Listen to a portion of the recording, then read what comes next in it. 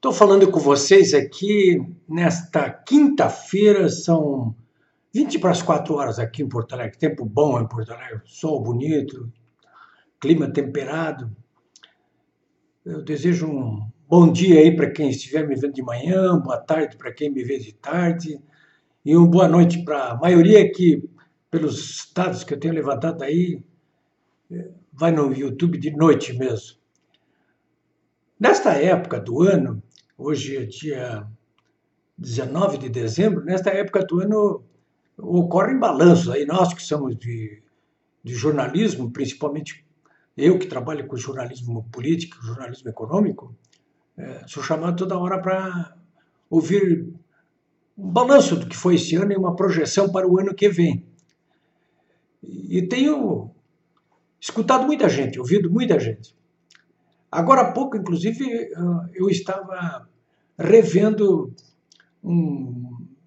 a gravação do programa de ontem à noite, quarta-feira, dia 18, da Globo News. Foi até a madrugada de hoje. Eu tenho pessoas que acompanham a Globo. Eu não acompanho. Eu já faz 3 anos que eu não ligo a Globo. Não vou ligar a Globo. Mas, enfim, tem gente que me manda algumas coisas e tem coisas interessantes, sim, é verdade. Vocês vejam que nessa entrevista da Globo News, dessa madrugada, quem falou foi o próprio Paulo Guedes, ministro da Economia. Fez um balanço da economia deste ano e o que ele está projetando para o ano que vem. E eu até fiquei surpreso quando vi uma intervenção do presidente Jair Bolsonaro durante o programa, porque ele falou. O pessoal acha que o Bolsonaro não fala na Globo, mas fala sim. Falou, tá ali, ó. Tá? Vocês podem ver o programa, inclusive, no meu blog www.polipebraga.com.br. Um repórter da Globo foi lá no Palácio Planalto e pediu que o presidente gravasse uma pergunta para o Paulo Guedes, seu ministro da Economia. E ele fez a pergunta, né? Parecia até que o presidente nem era o presidente, mas era uma pessoa como nós, querendo saber o que ia acontecer com a economia do ano que vem. Ele perguntando para o Paulo Guedes: vai manter esse ritmo ano que vem, Paulo Guedes? Paulo Guedes disse: essa pergunta para mim é como música. Não é para menos, né?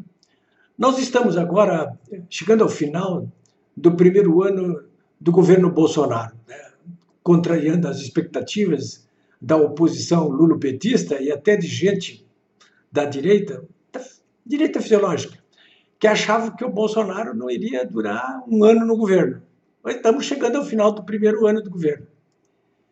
E com conquistas evidentes, tanto na área política quanto na área econômica, né? O que me interessa hoje nesse comentário é falar um pouquinho para vocês sobre economia. Não apenas em relação ao que disse o Paulo Guedes, nessa entrevista dele longa, prolongada, na Globo News, mas inclusive dados que eu passei a coligir ao longo de toda essa semana aqui, justamente para fazer esse comentário, esse balanço aqui com vocês nesse momento. Mas antes eu quero situar vocês todos aí diante do que vinha acontecendo até agora, da herança maldita que caiu no colo do Bolsonaro. Uma das razões, inclusive, da sua eleição foi exatamente a formação dessa herança maldita. E eu quero passar para vocês aqui, antes de mais nada, como pano de fundo, até para compreender o que aconteceu esse ano aqui no Brasil, apenas dados a respeito de um item macroeconômico, que é o da formação da riqueza brasileira, da geração da riqueza brasileira durante este ano, do PIB, do Produto Interno Bruto. Né? O Produto Interno Bruto, vocês sabem, é aquele conjunto de todas as riquezas geradas pelos brasileiros durante um ano. Isso é o PIB, o Produto Interno Bruto. Pois bem, o que caiu no colo do Bolsonaro como herança maldita? Vocês vejam só, vamos ver quando é que começou esse drama na economia brasileira para valer. Começou no último ano do mandato da Dilma Rousseff, em 2014, quando o Produto Interno Bruto cresceu menos 0,5%, menos de 1%. Menos de 1% é praticamente nada, né? Mas, enfim, foi o último ano do mandato dela. Ela ainda conseguiu se eleger. naquele ano. Ela se elegeu e no ano seguinte a economia já vinha despencando e a economia brasileira teve um recuo aí de 3,5%, 3,55%, 2015. No ano seguinte, de novo, 2016, despencou 3,31%. Olha, 3 anos seguidos, 0,5 em 2014, 3,5 em 2015 e 3,3 em 2016. Ou seja, durante 3 anos, a economia brasileira, ela não apenas não cresceu, como ela despencou aí só nos últimos 2 anos do mandato dela, do primeiro e segundo ano do mandato dela, porque ali ela caiu, né, em 2016. E ela não caiu apenas por causa das pedaladas fiscais, ela caiu porque é a economia estúpida. Nós enfrentamos ali naqueles 2 anos, 2015 e 2016, a pior recessão da história do Brasil desde que os portugueses chegaram aqui em 2015. Não é pouca coisa, isso aí derruba qualquer governo, como derrubou a Dilma. A justificativa foram as pedaladas fiscais. A corrupção no governo dela, mas do ponto de vista legal, o que o Senado examinou foram as pedaladas fiscais. Aquela história dela ficar falsificando números, o governo dela, em relação às contas públicas, né? Foi o que derrubou ela, mas no frigir dos ovos mesmo, o que contou ali foi não apenas aquele cenário que não foi levado em julgamento, que é o da corrupção, a Lava Jato, né? Já estava ali em plena ação, mas também e sobretudo essa questão dessa recessão perversa dos 2 primeiros do segundo mandato, 2 primeiros anos do segundo mandato dela. Quase 9% de queda do PIB em 2 anos. E aí, em 2016, ela cai e assume o Temer. O Temer imediatamente colocou no comando da sua economia aí um homem muito competente, eu acho que é muito competente, hoje é secretário da Economia de São Paulo, e ele tomou essa recessão, né? Mas fez o que o Temer conseguiu fazer ali, que não foi muita coisa, né? Porque ele foi alvejado a todo momento aí também pela Lava Jato, né? Como presidente da República. Mas ainda assim, no ano seguinte, no primeiro ano do Temer, 2017, saímos dessa recessão pavorosa aí de quase 9% em 2 anos, no acumulado, e crescemos 1%. No ano seguinte, no ano passado, crescemos de novo 1%, 1,1%. E essa, então, é a herança maldita do ponto de vista econômico que o Paulo Guedes e o Bolsonaro receberam, né?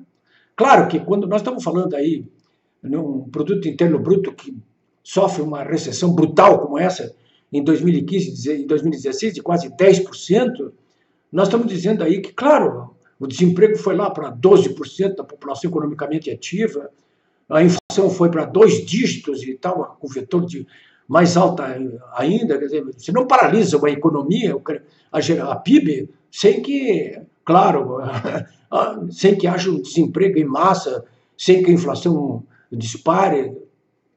E essa foi a herança que o Bolsonaro recebeu aí, né? Isso do ponto de vista estritamente econômico que eu estou falando aqui para vocês, né? E chegamos então a este ano. E o que o governo Bolsonaro fez? Para começar, ele não fez um governo de coalizão, né? Desde 88, a Constituição de 88, nós tínhamos aí governos de coalizão, formado por tudo que é partido. Isso aí levou a uma degeneração das relações entre Congresso, Judiciário, Supremo e o Executivo, que despancou nessa corrupção aí que foi desbaratada pela Lava Jato, né? Então, o Bolsonaro já não fez isso aí. Quer dizer, de cara, ele escolheu ministros por méritos. Quem era melhor para cada área, né? E colocou aí como âncoras do seu governo 2 superministros.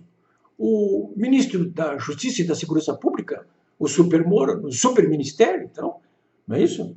Que estava ali e está ali encarregado para tentar restabelecer, dentro do governo Bolsonaro, sob a orientação do presidente, os princípios da legalidade e da moralidade. Ele vem fazendo isso aí, aos trancos e barrancos. Ele encontra muito mais dificuldades dentro do Congresso e no Judiciário do que o Paulo Guedes, por exemplo. Mas ele vem fazendo o trabalho dele, né? O Paulo Guedes não vem encontrando tantas dificuldades quanto o Sérgio Moro, nem no Congresso, nem no Judiciário. Por quê? Porque a maioria formada dentro do Congresso, ela, embora nós temos ali uma presença maciça de corruptos, é um pessoal que, de uma ou de outra forma, abraçou a economia liberal, né? A economia de mercado. No judiciário também isso acontece, né? A mídia, então, nem se fala, né? A mídia, toda ela, comprou a política econômica do governo Bolsonaro, que é exatamente isso que vem acontecendo aqui no Brasil, né? Pautado de cara por um ministro que concentrou poderes aí, como jamais um ministro da Economia concentrou poderes dessa forma no governo federal, né? E ele vem promovendo ajustes desde do início desse mandato do Bolsonaro, ajustes fiscais importantes, né? Ou seja, tem que controlar as contas públicas, né? Tentar eliminar o máximo possível o déficit público para que possa o governo se governar, porque de outra forma não tem como fazer com que a economia retome o seu crescimento econômico. Enfim, estamos chegando ao final de 2019. Quais são os grandes números desse balanço, deste final de ano na economia? Eu diria para vocês que o principal deles é que nós vamos ter aí um crescimento do produto interno bruto, geração de riqueza no Brasil esse ano, de alguma coisa como 1,2%. Eu me lembro que alguns meses atrás se falava em 0,8%, falava até em recessão, mas agora no final do ano está garantido aí que a economia vai crescer pelo menos 1,2%. E na entrevista para a Globo News, o Paulo Guedes diz o seguinte, olha, nós tínhamos como meta 1% de crescimento no primeiro ano, 2019, depois 2% no segundo ano, 3% no terceiro ano e 4%, quase um crescimento chinês, no quarto ano. Ele acha que dá para perseguir essa meta. Todos os dados que existem nesse momento remetem à constatação de que realmente no ano que vem o produto interno bruto possa crescer 2%, até mais de 2%. Alguns organismos internacionais já falam até, como o FMI, em 2,5%. E o Paulo Guedes, na Globo News, essa madrugada, disse que pode ser mesmo, que vai crescer 2,5% no ano passado. Além disso, nós temos uma inflação não mais daqueles 2 dígitos do tempo da Dilma, mas de apenas 1 dígito, uma inflação altamente civilizada, que fecha esse ano em apenas 3,6%. O dólar fecha esse ano sob controle ali, cotado a R$ 4,10. Os juros básicos da economia são os menores de toda a história do Brasil, 4,5%. Isso ainda não se refletiu fortemente na ponta no que os bancos cobram, mas isso será inevitável ao longo do ano que vem, né? E hoje se conheceram os dados aí de que a geração positiva de empregos no mês de novembro foi alguma coisa como 100 mil. Nós continuamos com taxa de desemprego muito alta ainda no Brasil, altíssima, mas este foi o 8º mês em que o saldo foi positivo na geração de empregos. E na medida em que a economia for crescendo mais como está crescendo, isso que vai acontecer é que o desemprego vai cair ainda mais, né? Bom, senhores, então, para o ano que vem, com certeza nós vamos ter aí, o Paulo Guedes falou o seguinte, olha, 2020, ano que vem, para nós vai ser como se estivéssemos iniciando o governo. E é bom que você tenha essa expectativa também, você que está me vendo aí, para o ano que vem. No ano que vem, o governo que está aí, a nossa economia, prometem boas novidades. Eu tenho a convicção disso aí.